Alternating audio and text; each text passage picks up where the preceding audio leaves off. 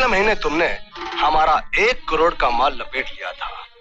अब हमारी बारी है। हम कुत्तों से बात नहीं करते, ठीक है?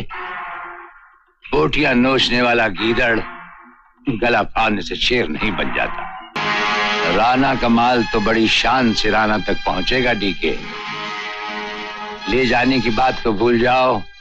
अगर तुमने गलती से उसे कहीं देख भी लिया